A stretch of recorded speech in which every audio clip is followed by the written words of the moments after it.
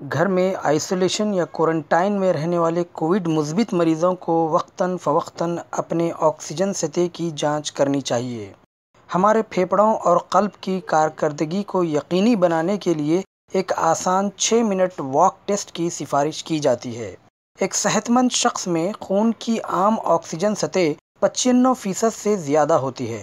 COVID-19 infection کی وجہ سے آکسیجن سطح کم ہو سکتی ہے۔ اگر وقت پر توجہ نہ دی جائے تو یہ ہائپوکسیا اور دیگر متعلقہ پیچیدگیوں کا باعث بن سکتا ہے۔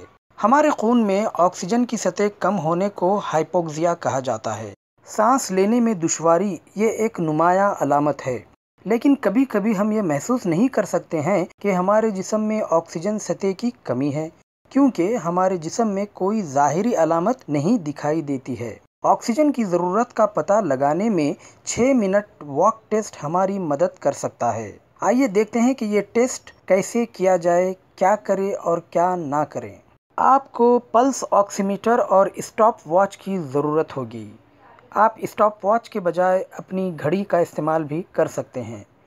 ٹیسٹ شروع کرنے سے پہلے بیٹھ جائیں، آرام دہ حالت میں رہیں اور اپنی درمیانی انگلی پر پلس آکسی میٹر رکھ کر اپنے SpO2 کی جانچ کریں اور آکسیجن سطح نوٹ کریں۔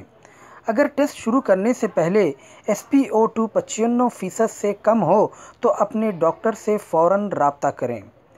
ٹیسٹ کے لیے ایک سخت، فلیٹ سطح پر چلنا چاہیے، سیڑھیوں یا نرم سطح پر نہ چلیں۔ گھر میں کوارنٹائن ہونے کے لیے 2 اہم باتوں پر توجہ دیں: کشادہ روم ہو اور راستے میں کوئی رکاوٹی چیز نہ ہو۔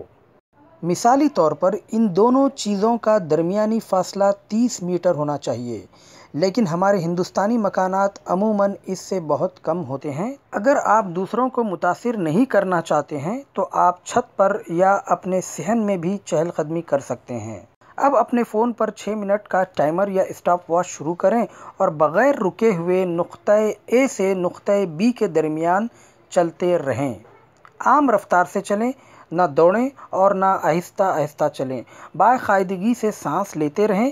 6 منٹ میں زیادہ سے زیادہ فاصلہ طے کرنے کی کوشش کریں۔ آپ چہل قدمی کو نہ روکیں جب تک کہ آپ کو سر درد، چکر آنا یا سانس لینے میں دشواری کا احساس نہ ہو۔ اگر تھک گئے ہوں تو آپ کچھ وقت کے لیے بیٹھ سکتے ہیں اور طبیعت بحال ہوتے ہی دوبارہ واک شروع کریں۔ ٹائمر کو نہ روکیں۔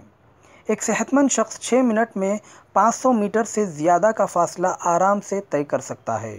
جیسے ہی ٹائمر کا ٹائم ختم ہوتا ہے، آپ اپنے SpO2 کو آکسی میٹر سے دوبارہ جانچیں اور ریٹنگ کو نوٹ کریں۔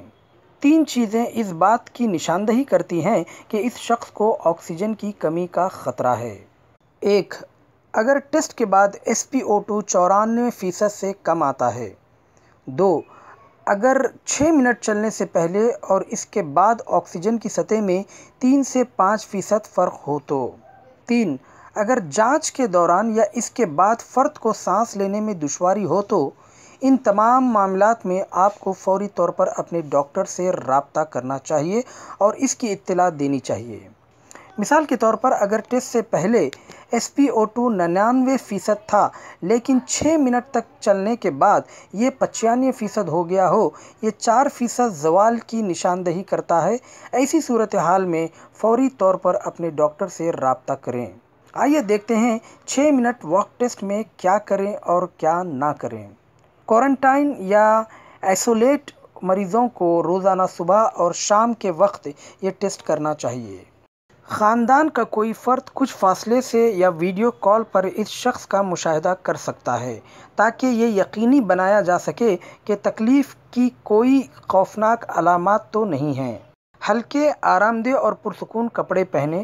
اگر کوئی آس پاس ہو تو ماسک پہنیں۔ آپ کو ٹیسٹ کے لیے کسی قسم کی تیاری کرنے کی ضرورت نہیں ہے، لیکن اس بات کا خیال رکھیں کہ کھانا کھانے یا ورزش کرنے کے بعد اسے انجام نہ دیں۔ 60 سال سے زائد عمر والے افراد، حاملہ خواتین یا وہ افراد جو پہلے ہی آکسیجن سپورٹ پر ہیں، ان کو یہ ٹیسٹ نہیں کرنا چاہیے۔ اگر آپ دمہ یا دل کے مریض ہیں، اگر آپ کو کسی قسم کی چوٹ یا پٹھوں کی تکلیف ہو، 6 منٹ واک ٹیسٹ اسی وقت کریں جب آپ کے ڈاکٹر آپ کو مشورہ دیں۔